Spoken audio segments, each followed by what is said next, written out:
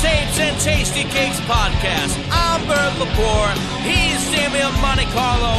We're hanging here with Angry Mike D, and we talk about music, movies, and so much more.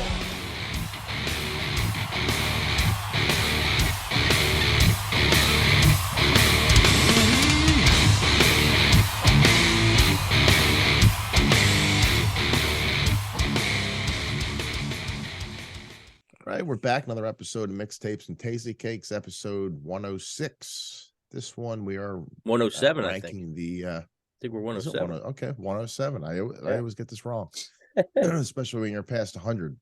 But I would have a hard time past 15. But listen to that deep, sexy voice you got there, Dave. I know, man. I'm all congested. I'm really tired. I didn't get any sleep last night. I feel terrible. Dane was doing a lot of manly things over the week. Very manly. Yeah. But I got, due to the Pantera reunion, Bert thought it'd be a great idea to rank the Pantera discography, just the 5 major label studio records. So it's actually pretty easy. But the way we do it, so people know at home, is that we go through every song. We rank. We give it a rating from 1 to 5. Then we average all the songs out, all the whatever score we got, we average it out, and then we put ours together, and then that's the rating for the album. So it is pretty. It's like the Olympics or something. 3.7. 5, whatever, 4.5. So. But it's pretty interesting doing it that way. Yeah, it's fun. It's fun. But I guess before we get into it, we could probably talk about the Pantera band. Their dad was a musician and a studio guy too at the same time. So it's studio. Yeah, it's crazy. So I guess and they pretty much, I think they did their first 3 or 4 independents with their dad, which is pretty wild. Yeah. And they sound like a total. What do you mean with their dad? Like all of them? The dad was producing and engineering pretty much. Yeah. What do you mean the dad? I'm confused here. Daryl and Vinny's dad. Yeah, Daryl and Vinny's dad was a musician. Yeah. Oh, okay.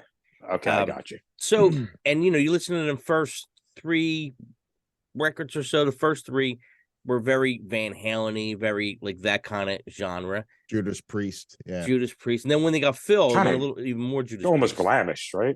Yeah, the first 3. I mean, the image, it wasn't like they don't like Poison, but they look like Quiet Riot. Yeah, much, yeah. The way they look, Yeah. I wouldn't consider, they look 80s, like every other band did. Yeah. And then once they got Phil in the band, it started to switch. And then they actually look like Skid Row or Guns N' Roses or something. They kind of made it like street metal, but Phil Anselmo has this big teased out hair. Yeah. And then that kind of gradually slipped into the Pantera that everybody knows with that. And they said, I heard that Kerry King was such a huge influence with Dimebag, getting together with him. That's how they kind of slowly changed their sound. Phil was pushing it, and they kind of slowly changed their sound. And it became Pantera that, that counts for us, 90 to 2000 or whatever you want to call it. So, So I guess we could start this demo. It's all going to be you, brother. Yeah. So number 5 was the last record, the last studio record. That averaged out to 3.02, and that is Reinventing the Steel. We pretty much we're all really close in all our scores on that one. So yeah.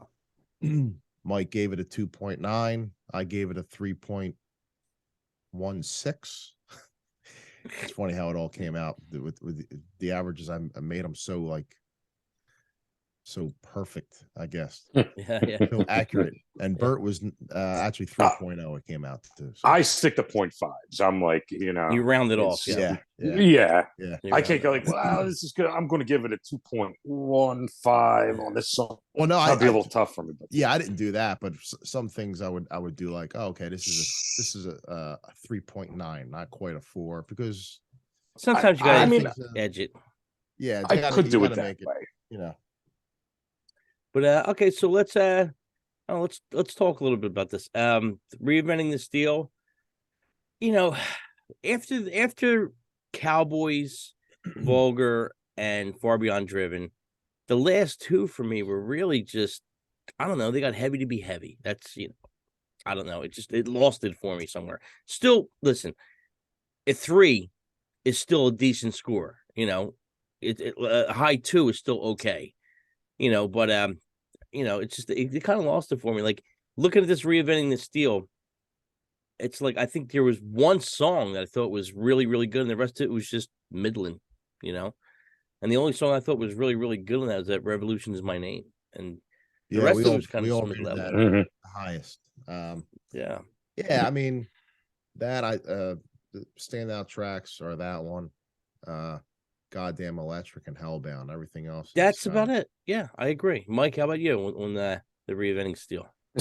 I'm going to be honest with this too. I mean, like I kind of crammed down this. I haven't heard these albums in years. I never got like into the Pantera like back in the day. So, through the years, I heard drips and drabs from a lot of songs that I heard I liked. But cramming in 5 albums in a few hours is kind of rough. Yeah, yeah. And by the time I got to this album, I was done. I didn't even want to listen to this album. Yeah. So maybe that had a little bit to do with it. But yeah, this one really didn't. This was a skip. What I usually do, it's like I'll listen to the beginning, the intro, I'll listen to some of the verse, I'll listen to the chorus, and I'll listen to some of the solo. And a lot of it was like, I mean, it was a higher rating just because of Daryl's playing, Oh yeah, definitely. I mean, he's just ridiculous. Yeah. Yeah, it's but you weren't, me and Damien know these albums pretty well, and you weren't that friggin' far off. We're all pretty close in the ballpark of these ratings. So it's pretty funny. So album number 5, Reinventing the Steel. Damo, what's at number 4? 4, we had the one previous to that was The Great Southern Trendkill. That was that came out to average at 3.06, so slightly higher. Yeah, like a fraction higher. That's why the accuracy really helps in these, because normally I would have been like the same score, tie. So that little 10th really made it. But yeah, it's funny. I think I'm looking at the list here. The one you had, Bert, ranked like your least favorite, I think, was one of like my favorite one.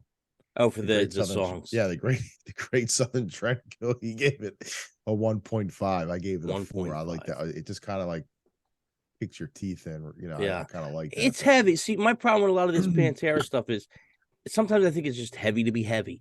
And I'm like, I like heavy, but heavy to be heavy, sometimes I'm like, all right. And it just, yeah. By the time I got to this is probably my least favorite record, I think. I'm going to sum them up. They're like, I don't want to hurt anybody's feelings, but they're a very, teenage angst band, Oh yeah, that's when it came out. That's why we all loved it back then. Yeah, we all definitely loved it. I mean, yeah, you figured exactly what it was. 1990, 92,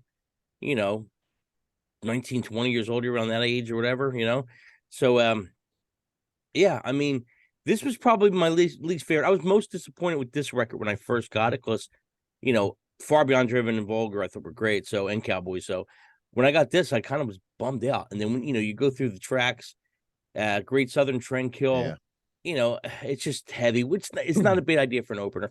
War Nerves are right. Drag the Waters was pretty good. The rest of the record's pretty decent. The Suicide Note Part 1 and Part 2, it's like Part 1 in the middle of the song. It's in the middle of the song. It's decent, but it took forever to get there. And I'm like, and then there's a part I like 2. the intro. The first song, Great Southern Trendkill, Drag the Waters, I had ranked the highest. I remember that when that came out. Yeah, that was, I think, the first single. Yeah. But yeah, everything else was sort of I ranked everything around 3, all the other songs. Yeah, I think for me it was like Floods was like the standout. Yeah, for me it was War. Yeah. It was War. It was that Drag the Waters and Floods were the 2 that were probably the one I liked a lot. Yeah, they were definitely the 2. Yeah, just and we're not saying it's bad, but like it's not as great as I remembered. It's one of those Yeah. things. I would just go and I would get to the solo part, and Daryl's playing, Dimebag's playing was just like so like trancing at certain points. It's like, Oh, all yeah. right, I can't stop listening. But to me, it wasn't enough to really bump that song up to another level or on like any of them. Right. Well, the music in general is. I mean, the drums are great through the whole thing. Oh, the music's The music's phenomenal. great. It depends on the vocal choices and knowing that Phil could sing, but he could also do the heavy stuff. I tend to like singers that do the heavy thing but sing a lot too. So Yeah, but they were, You know. you gotta put yourself in that headspace. 1998, Slipknot was Right. coming up, the Corns and all that shit. Oh, I yeah. mean, they couldn't puss out. Yeah, and they're the only Anybody's. band that really survived that at the time. Yeah. While all the other bands are dropping off, they were one of the few metal bands that really got more popular. Probably because they did get heavier. Oh, they really pushed it. Yeah, they got more popular with every record. Yeah, true. All right, Damo, what's at number 3? Number 3 is Far Beyond Driven. That one averaged out to 3.25 as the score for that one. Our scores for the songs were pretty much right in line. I mean, we're pretty even right across the board. So that's a true score right there. Yeah, I like this record. I mean, for me, it's got 3 5s on this record for me. I mean, you got Becoming, you have 5 Minutes Alone and Unbroken. All 3 of those freaking songs are great for me. You hear the Zeppelin kind of influence riffs on some of the stuff. But yeah, this one, this was actually a little disappointing for me when it came out. Really? It wasn't like they sold out, but it just kind of seemed like I mean, it debuted at number 1, I remember, which was fucking crazy back then for something to happen. But they definitely had way more money behind them, more budget, and everything just seemed, a little more polished, I guess. I think that kind of turned me off. I was, when it came out, I don't know how 17 maybe. Yeah, you might have been going through death metal stage, though, right? At that point, was that around that point? Yeah. So Great Southern Trendkill, like that was seemed a little heavier to me, right? So I kind of like that a little more. But, I think it was. It was definitely. Yeah, it was a little heavier, I thought. Yeah, I do like 5 Minutes Alone was cool. I mean, it's a lot of groove oriented stuff. Yeah, I love their version of Planet Caravan. Oh, it's great. They did a great job on that. Yeah, Mike D, you want to add anything to Far Beyond Driven? Nah, I mean, this is probably about the same. Like, can't really add any extra to this. Okay, Damo, what do you got at number 2? Number 2, we have I Am the Night from the I'm just joking. You're going pre, huh? Yeah. Cowboys from Hell is number 2. That's 3.29. So Far Beyond Driven 3.25, Cowboys from Hell 3.29, slightly higher. Yeah, Bert, you actually ranked it a little bit lower than me and Mike. Me and Mike were pretty much What, for Cowboys score. Yeah. Oh yeah. Mike, this was Mike's favorite, I think. Yeah, you had this one. This is my favorite. Yeah. See, I didn't even know. I didn't even add up. Nah, Vulgar was Mike's favorite. Oh, was it? I thought it was Cowboys. Yeah, Bert, this was your second least. Great Really? Kill, and then this one is your least. That must have been a mistake because I don't believe that. Wait, you're telling me I ranked Cowboys that low? Nah. You gave Shattered a 2. You gave Clash with Reality a 2. You gave Medicine Man a 2. Message in Blood a 2. Those and Domination 2.75. Well, I'm changing my mind. Primal Concrete Sledge 2.5. What the fuck were you thinking? I was thinking wrong. You could bump that up a little bit. Yeah, I gave that a 2.5 also. I wasn't big on that. It's a good riff. That one a 4. Yeah. I mean, this is definitely higher though. It's weird because like it almost seems like I'm bashing on Phil because I actually like Phil's stuff, but I don't know. It's just to me, it was like an overload of Pantera. Right. It was just. That was their first real record, the first true record. Yeah. Definitely you could see where they're you know, where they were in the past and where they're heading. You know, it was you know, you could see the development, especially with the next record. But yeah, I mean, I liked Cowboys from Hell as a killer Great killer song. tune. Primal Concrete Shreds I like. Psycho Holiday. I like Psycho Holiday. Yeah. Cemetery Gates is especially Yes. the end. It's Yeah. like, man, that end. Mike gave that one a 5. Yeah. I think I gave it I a didn't 5 give too too. many 5s. I give that one a 5. It's Yeah. got to be a 5. Yeah. Dame's like, what, 4.5? You were close, I think, on that. Yeah. I mean, it's got some really good stuff on it. I don't know how the Southern Tranquil's definitely lower than this for me. I don't know what happened. That was weird. That was a mistake somewhere. Because this is one I would buy. But you do your laws of averages and everything like that. Hey, it's not what it seems sometimes. And That's right. yeah, that's your true feelings there, bud. That's right. I don't think so. I don't think so. I don't know. Look, I mean, I got well, Like, I guess there's some 2s on here, but I'm surprised you gave Shattered a 2 and you gave Primal Concrete Sledge a 2.5. That's what I'm surprised at. yeah, the Primal Concrete Shreds should have been a little higher, and maybe Shattered should have been higher a little bit. Yeah, that was definitely odd. Even Message in Blood is a cool tune. Mike gave it a 3. I gave it a 3.25. You gave it a 2. Must have been angry. I mean, I don't know what you were thinking, but yeah, I don't know.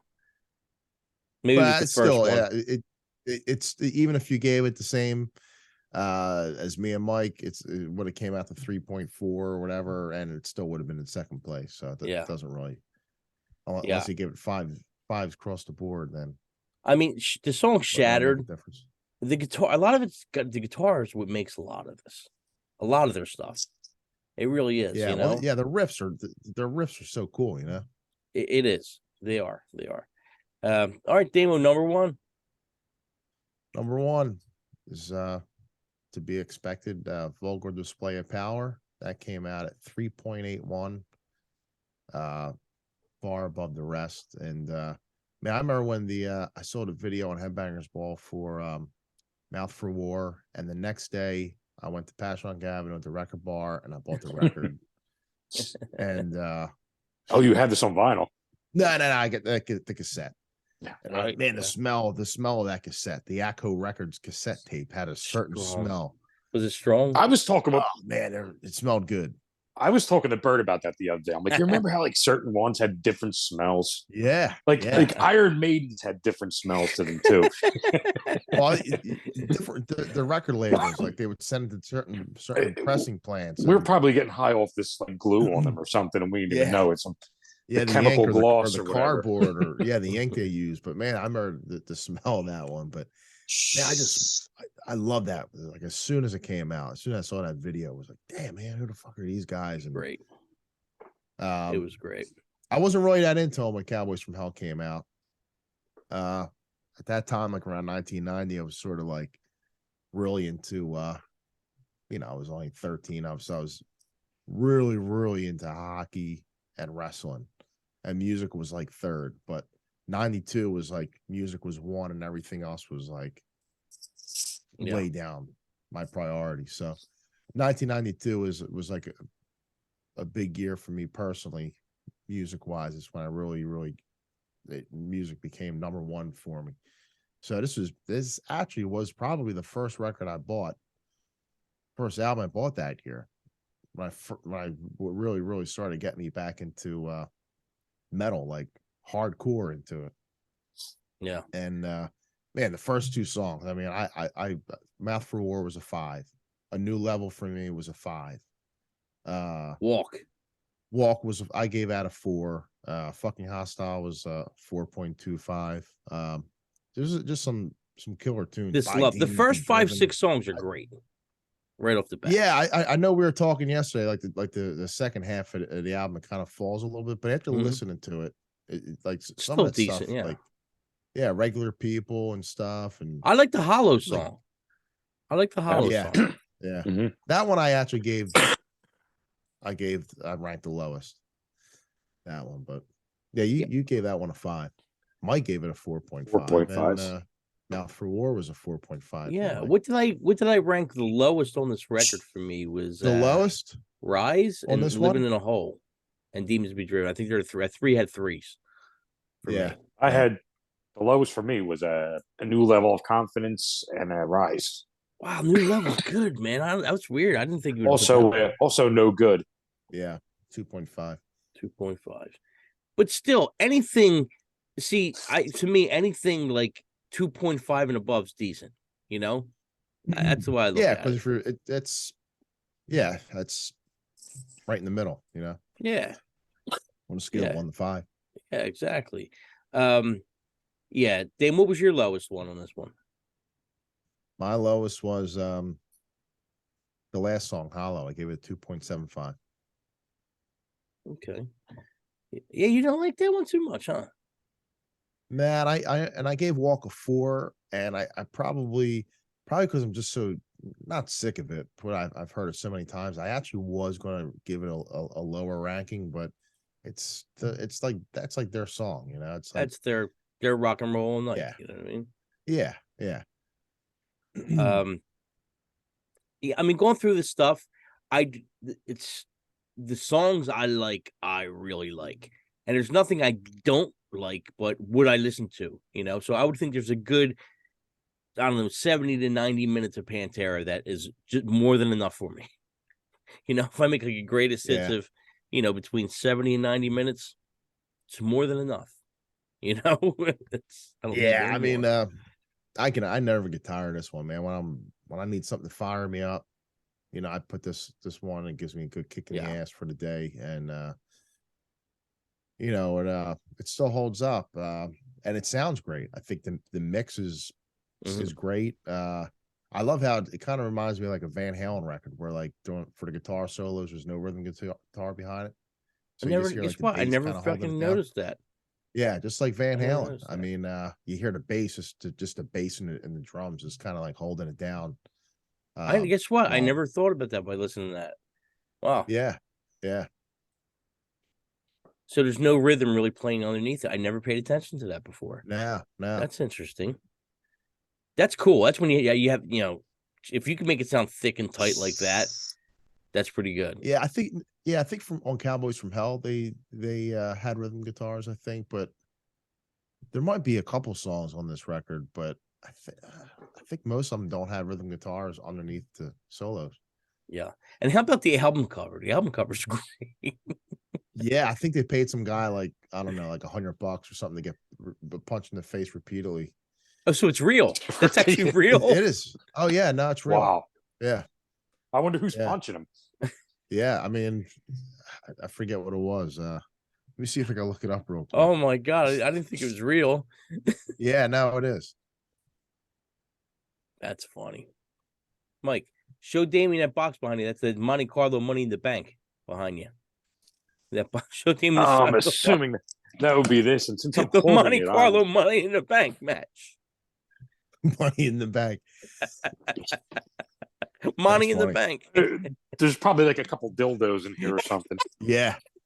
I'm not saying they're your dildos, just a couple of dildos. I'm not placing ownership on the dildos. That's funny.